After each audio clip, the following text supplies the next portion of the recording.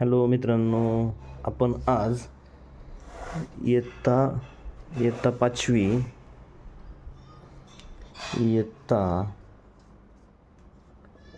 पाचवी स्कॉलरशिपचा पाठ क्रमांक पहिला संख्याज्ञान घटक एक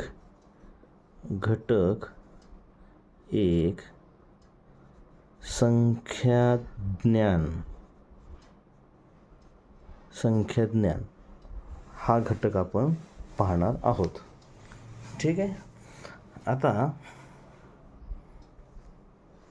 संख्याज्ञानमध्ये पहिला आहे आंतरराष्ट्रीय संख्याचिन्हे व रोमन संख्याचिन्हे. आंतरराष्ट्रीय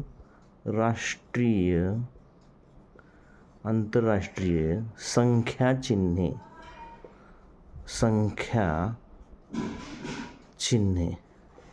आता आंतरराष्ट्रीय संख्याचिन्हे कसे ओळखायचे, कोणते आहेत ते आपण सहज सोपं म्हणायचे. इंग्रजी अंक.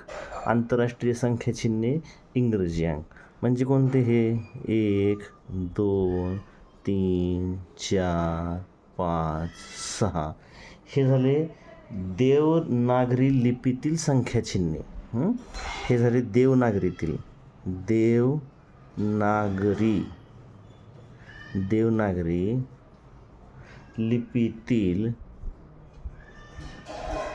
लिपीतील संख्याचिन्हे.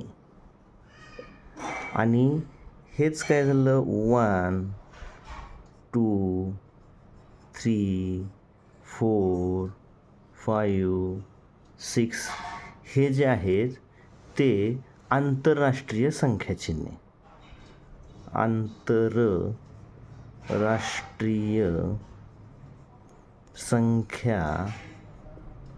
संख्याचिन्हे. समजलं? हां, म्हणजे सोपा भाग आहे, अगदी सोपा भाग आहे. पहिला भाग की देवनागरी लिपीतील संख्याचिन्हे कशी आहेत आणि आंतरराष्ट्रीय संख्याचिन्हे कोणती आहेत हे आपल्याला ओळखायचं आहे. आणि याच्यामध्येच तिसरा घटक आहे हा आंतरराष्ट्रीय संख्याचिन्हे. हा एक पहिला देवनागरीतील, दुसरा आणि तिसरा आहे रोमन संख्याचिन्हे.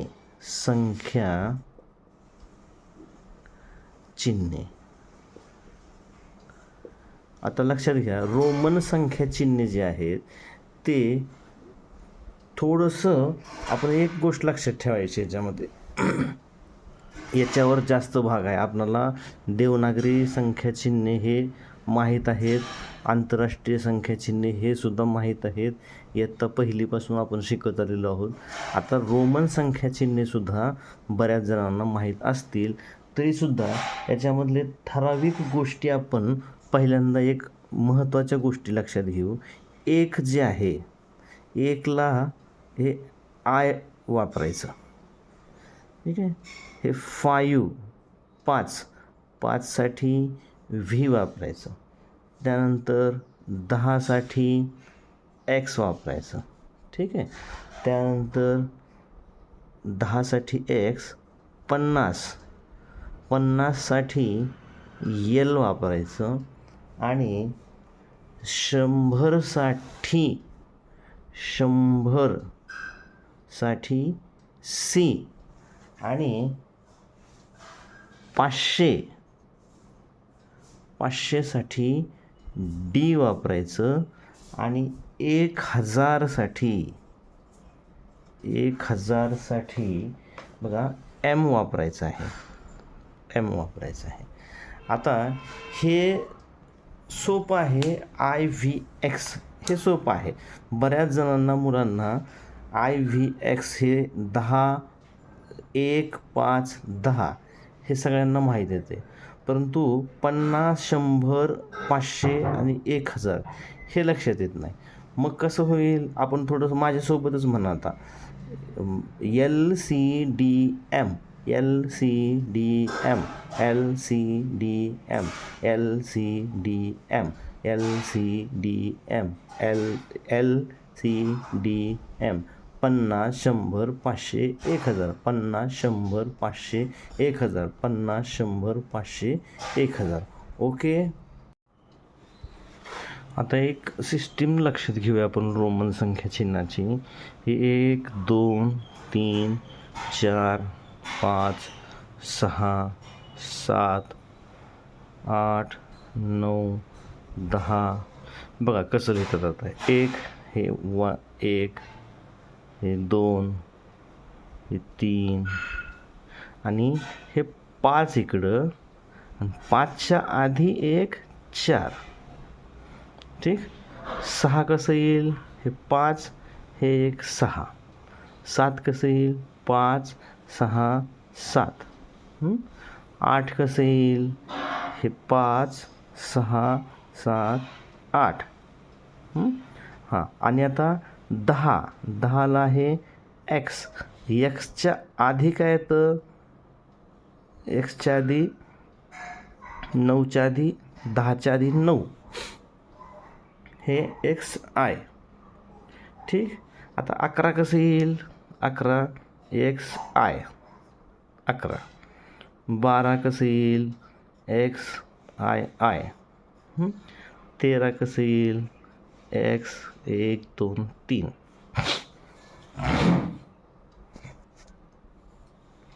14 कसं येईल आता? 14 बघा, हे 14 आणि हे 15.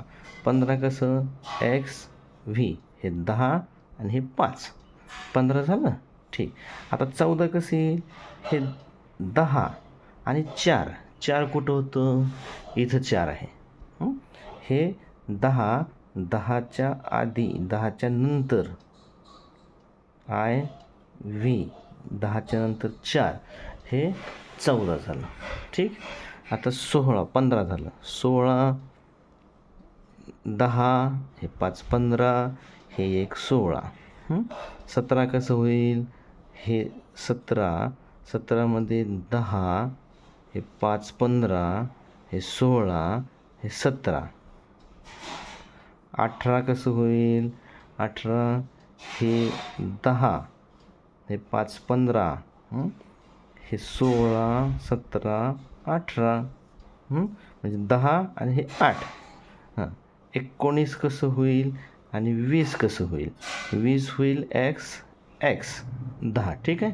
19 कसं होईल? 10साठी काय वापरतो आपण? एक्स वापरतो. आणि 9साठी काय वापरतो?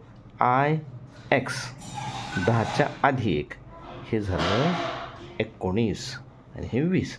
एक लक्षात ठेवा, कधी पण 3 चिन्हे वापरायची तिथपर्यंत मर्यादा आहे.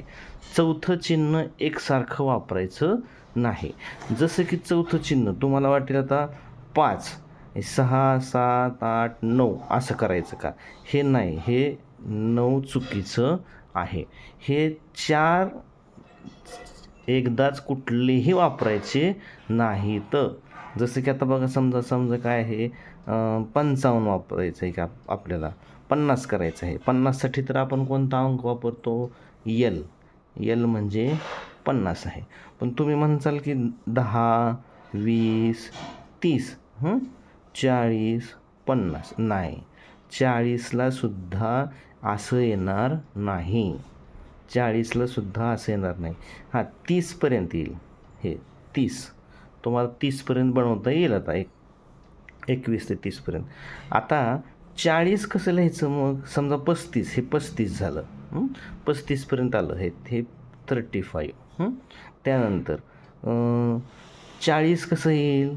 हे 10 20 30 40 हे चुकीचं आहे. हे असं येणार नाही. काय येणार? 50साठी आले यल आणि त्याच्या आधी 10. हे झालं काय झालं? हे 40 एक्स एल एक्सएल एक्सएल झालं. कशासाठी? 40साठी हे झालेलं आहे. आता समजा 50 आहे. 50साठी काय आलं? यल आलेलं आहे. 60साठी काय येईल, L आणि त्याच्या पुढे X, हे 60साठी आलं. तुम्हाला म्हटलं ना 3पर्यंतच जे अंक आहेत 3पर्यंतच संख्याचिन्हे वापरायची आहेत.